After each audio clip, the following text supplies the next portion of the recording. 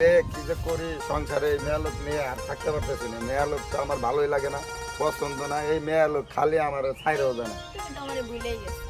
না আমি ভুলে যাই নাই কোনো সময়, কিন্তু আসলে একদিনও দেখা করো না, আজকে কত দিন পরে তারপরে দেখা হলো। না দে এটা করুম কোন সময়, এই তো আমার পিছিয়ে ছাড়া নাই, এই খালি আমার লগ এই আঠার মতন সোবার গুলোর মতন লেগে থাকে। কি যে করি ভালোই লাগে না। তাই কি তুমি আমারে ভুলে যাবা? না না না আর বলান দেবো না, আমরা দরকার পড়ে দুইজনে এমনি চলে যাবো গাই, সাইডে চলে যাবো না, ঠিক আছে? সত্যি? হ্যাঁ হ্যাঁ আসলে অবশ্যই। চলে যাবো। আরে জীবন আমার ভালো লাগে না।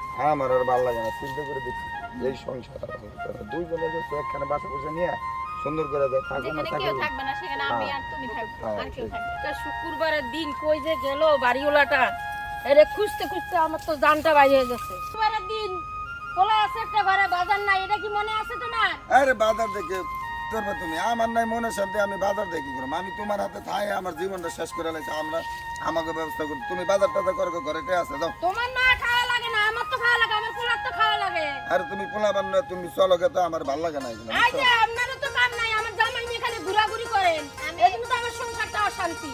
আমি আমার জামাই লাগবো। আমরা দুজন ভালোবাসি, আমরা আমরা দুজনে কোথাও যাবো না, আমরা দুজনে তুমি তো আমার জামাই সাথে কত টাকা নিবে হেইটা কও। আমি টাকা পয়সা চাই না, আমি আমার ভালোবাসা আছে। এই তুমি বাসায় নাও, আজকে তোমার দেহামনি বাসা বাসায় যাবো না নাও। তুমি আজকে।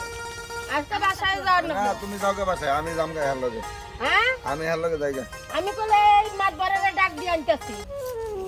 আমি যেটা ধরেন। দাঁড়াও, আবার এখান থেকে যাইও না, আমি ডাক্তার তোমার বাবারে ডাকায় আনি আগে। আমার সংসারটা শেষ, আমার আজকে শেষ করে দিল, আমার সংসারে অশান্তি করে দিল রে।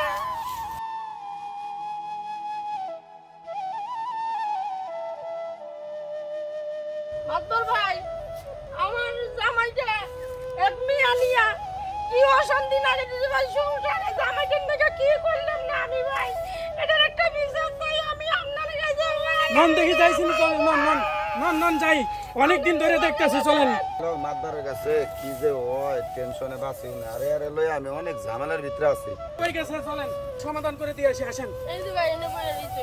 আসসালামু আলাইকুম মাদার সাহেব, কি খবর? ওয়ালাইকুম আসসালাম। ভালো আছেন? আলহামদুলিল্লাহ ভালো। কি শুরু করছো? তোমারে তো ভালো মনে করছিলাম, কি এলে কি শুনতেছি আমি? কই আমি তো কিছু করি টরি নাই।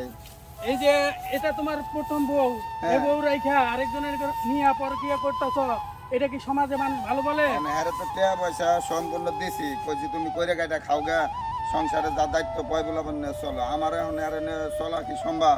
এটা কিন্তু ঠিক না।